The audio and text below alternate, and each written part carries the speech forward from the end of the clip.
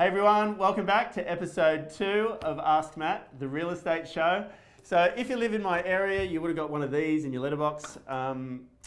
But this is just me bringing up topics that we can talk about that'll help you maximize the outcome of the sale of your home. But also, if you've got questions that are important to you, that you want to ask about real estate, negotiation, buying a property, investing, whatever, just put your questions in the comment section underneath and I'll answer them on the videos along the way.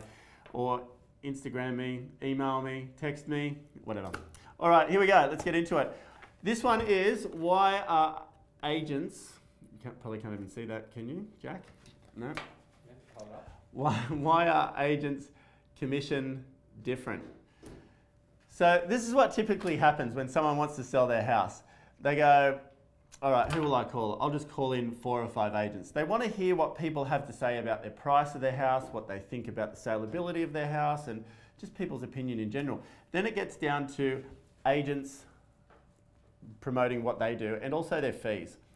Some agents charge 1% less than others. Some are more expensive, some are in the middle. Like, how do you know who to charge? Like, is fee really that important? If it is, how do you know how to gauge it? I'm going to talk to you about it. Here's 5 things that I think can help you when you're listening to agents talk about why they're amazing. I know everybody loves agents, but anyway, this is what it is. You've got to remember, an agent's fee is a fee for service. That's what it's for. Some agents say, this is my fee and I'll pay for the marketing. So wipe my nose. And I'll pay for the marketing. Marketing and fee are 2 different things. I wouldn't want an agent paying for my marketing because they're actually giving you money. They're investing money in your sale outcome. That's for a whole other day, but that's the last thing that I would want. What I would look at though is why they're charging what they charge. So it's a fee for service, first of all. So you've got to say to yourself, will this agent provide the best service possible when they're selling my home? Because if the service is great, your stress will be less. Way it is. No point in choosing the cheapest agent if they're going to provide you with pretty crap service. That's the first thing. How do you know if they're going to provide you good service? Well, on the last video I talked about using an agent that's in the area that understands it. But what would they like to speak to on the phone? What's their energy like? How quick do they send things out to your house, like a pre-sale kit? Did it arrive quickly after you spoke to them, if they even sent one at all? Do they arrive on time? Are they tuned into what you want? What's their follow-up like? You can sort of gauge their service. Next one, it's a fee for skill. So an agent does bring skill, believe it or not. I know some people think we don't, but we do. And it's a fee for skill. And that skill is to help you navigate through the market, but it's also to help you protect your price. Number one thing I would do in a listing, what do you call it? An interview, an agent interview. I would ask them, show me your skill at defending my price. That's something I would definitely ask an agent. If they can't do that, it doesn't matter if they're the cheapest agent, if they're the most expensive agent, whatever, you're not going to get value for money. If you use a more expensive agent and they're really skilled at defending your price, the fee's going to be cheap because they're going to get you more money basically. It's a fee for accessibility. You want to be able to call your agent.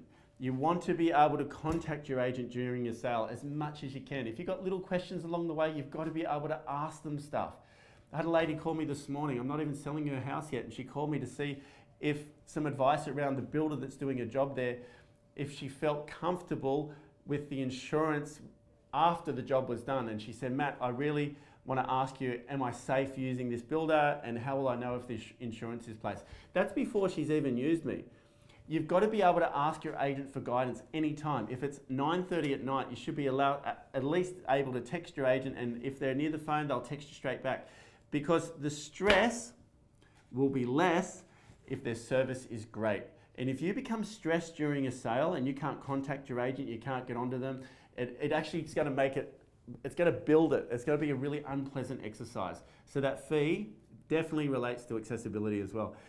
It's a fee for experience. Have they been there before? I'm not saying that you must use an experienced agent. I think there's some newer agents that have all the enthusiasm in the world, they have all the hunger in the world, and that might be enough for you.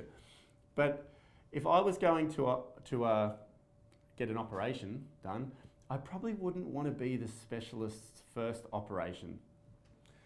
Probably. So I'd probably want to be his 1000th, because he's been there before. They can read around corners. They can get you through. Quick story. I auctioned a property on Saturday. One buyer ended up turning up. We thought there were going to be 3. Only one. The owner caught up with me today. It's Monday today when I'm recording this, and he said, Matt, I just want to say how great the outcome was. He said, you exceeded our expectations, especially with only one buyer, because I opted to pass it in, create some space around the environment, and I sat and negotiated with the buyer, and I achieved the price that the owners are very happy with. It could have quite easily gone the other way, and maybe if it was a less experienced agent, the outcome would have been different. And he's a very experienced property developer, this guy, who owned the property. And he said, Matt, I just think it was an outstanding outcome, and considering we only had one person. That's what I mean. So that's what I mean. It's that experience relates to value in your sale. So the cheapest agent might be cheaper up front, but they could be very expensive down the track. Number 5, the last thing I want to share with you. A fee, your agent's fee, is an indicator of their worth, what they think they're worth to you. So when you go to a specialist, someone who is going to do something, they specialize in something, they're usually the most expensive because that's their field, that's what they do. Sometimes if an agent is going for the business and they're keen for your business and they're a bit stressed about getting it, they might all of a sudden drop their fee and say, look, I'll do it for this much if you give it to me. That would ring alarm bells in my mind.